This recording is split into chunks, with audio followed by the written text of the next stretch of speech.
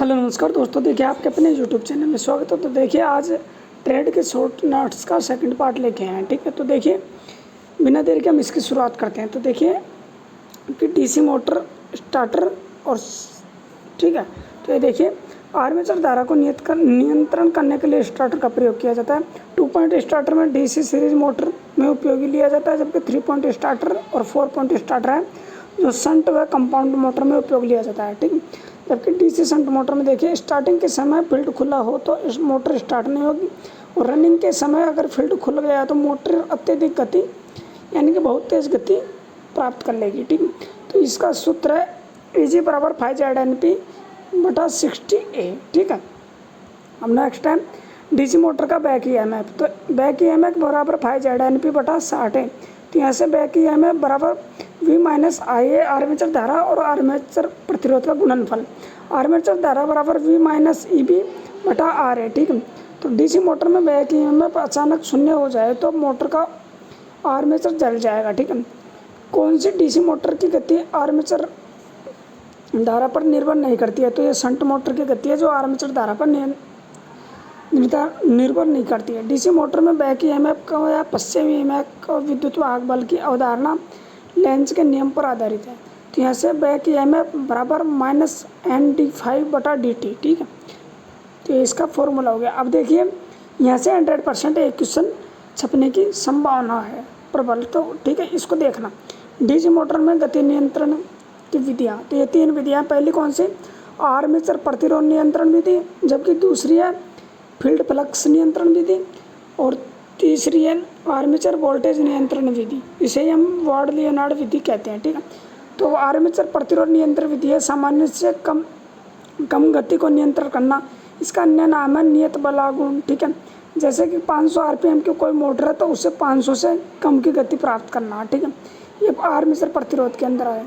जबकि field flux नियंत्रण विधि में सामान्य से अधिक गति को प्राप्त करने के लिए अन्य नाम है नियत शक्ति विधि। ठीक है, जैसे कि 500 है तो 500 से ज़्यादा गति प्राप्त करने के लिए। जबकि वार्ड लियोनार्ड में सामान्य से कम व ज़्यादा गति प्राप्त करने के लिए, मतलब 500 से कम भी प्राप्त कर सकते हैं हम और 500 से अधिक भी प्राप्त कर सकते हैं। दोनों दिशाओं में हम गति नियंत्रण कर सकते हैं वार्ड लियोनार्ड में। ठीक है, यह सबसे बेस्ट विधि है। ठीक है, तो इसमें देखिए 3 बिंदु स्टार्टर की तुलना में 4 बिंदु स्टार्टर में मूल अंतर क्या है? तो यह होल्डिंग कुंडली को शंट क्षेत्र प्रतिरोध से हटा दिया जाता है। ठीक है, तो 3 बिंदु स्टार्टर का उपयोग शंट और कंपाउंड मोटर दोनों के लिए किया जाता है। ठीक है, स्टार्टर का मुख्य कार्य है आर्मेचर करंट को न्यूनतम करना। ठीक है, डीसी शंट मोटर में उत्पादित टॉर्क किसके समानुपाती होता है? तो ये आर्मेचर धारा व फ्लक्स के समानुपाती होता है। डीसी सीरीज मोटर में उत्पादित टॉर्क किसके समानुपाती होता है? तो ये आर्मेचर धारा के वर्ग के समानुपाती होता है।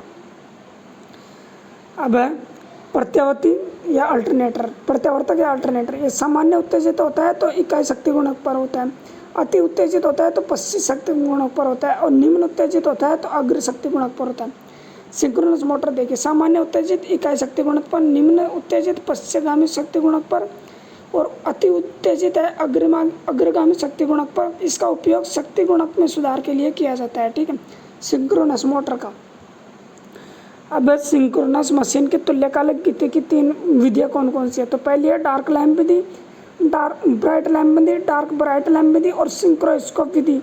ये सबसे ज़्यादा बेस्ट विधि है। ठीक है, तो ये 500 kVA तक के ट्रांसफार्मर को वितरण ट्रांसफार्मर कहते हैं। ठीक है, अब है इंस्ट्रूमेंट ट्रांसफार्मर। ये 2 प्रकार के होते हैं, CT और PT, मतलब करंट ट्रांसफार्मर और पोटेंशियल। तो करंट ट्रांसफार्मर देखिए स्टेप अप ट्रांसफार्मर होता है, मतलब N2 का मान N1 से ज़्यादा होता है। ठीक है, मतलब वोल्टेज बढ़ाने की।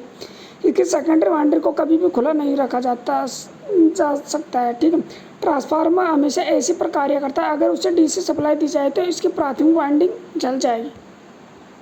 ठीक है, तो transformer step up transformer N2 का मान N1 से ज़्यादा, इसका ट्रांसफर रेशियो का मान 1 से ज़्यादा होता है। ठीक है, तो स्टेप डाउन ट्रांसफार्मर में N2 का मान N1 से कम होता है, ट्रांसफॉर्मर रेशियो है 1 से कम होता है।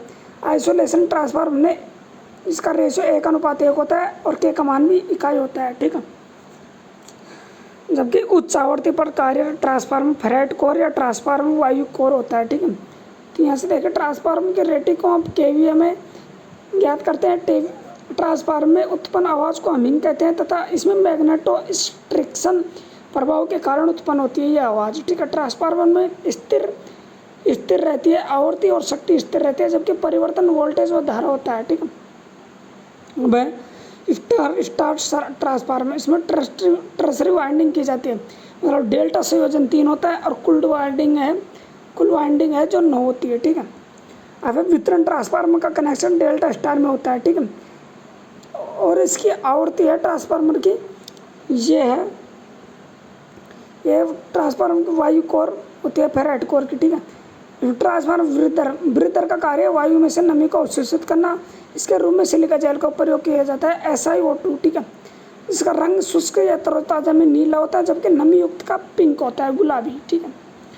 अब प्रासपार्म तेल के क्या काम है, तो खनिज तेल या मिनरल ऑयल होता है। इसका हल्का पीला रंग होता है। कार्य इंसुलेशन व कूलिंग प्रदान करना।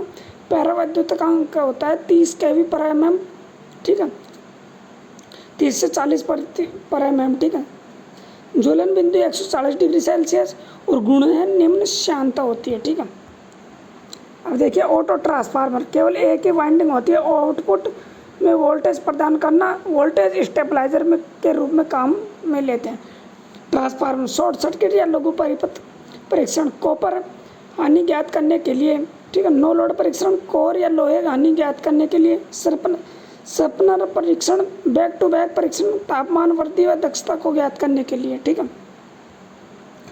अब इसमें वैद्युतांक प्रतीक ये है जो नियॉन दीप्ति का है, ठीक है। स्कॉटी डायोड का ये है, ठीक है। और सिलिकॉन नियंत्रण का ये है SCR का। वैरिस्टर टनल डायोड का ये है, ठीक है,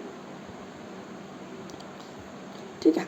टनल डायोड का ये है और जिनो डायोड का ये है, ठीक है। वैरिस्टर डायोड का ये है। ध्रुवित डायोड संधारित्र का ये है, ठीक है। जबकि LDR का ये है, ठीक है।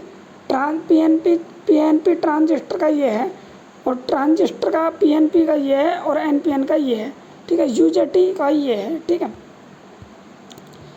तो इसमें देखिए अगर वीडियो अच्छी लगे तो वीडियो को लाइक करना और चैनल को सब्सक्राइब करना। ऐसी छोटी छोटी वीडियो आपको शॉर्ट नोट्स के माध्यम से प्रदान की जाएगी, ठीक है। धन्यवाद।